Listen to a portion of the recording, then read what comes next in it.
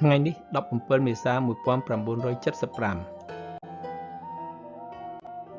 យើងខំទៅមុខមុនថ្ងៃលិចក្រែងយើងអាចគេចពួកវាបានដល់ស្រុកកំណើតឃុំបែកចានក្រែងបានសុខសាន្តជាងតាមថ្នល់ព្រឹត្តិការណ៍ថ្ងៃនេះគួរបារម្ភទាំងគេទាំងខ្ញុំស្មានមិនដល់សន្តិភាពវិលវិញរលាយខ្សោយម្នាក់ខ្វាយខ្វល់ឥតរំពឹងសង្គមថ្ងៃក្រោយប្រែយ៉ាងណា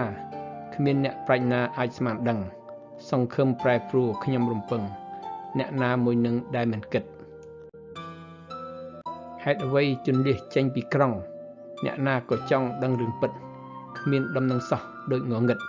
តើយើងទៅចិត្តឬទីឆ្ងាយ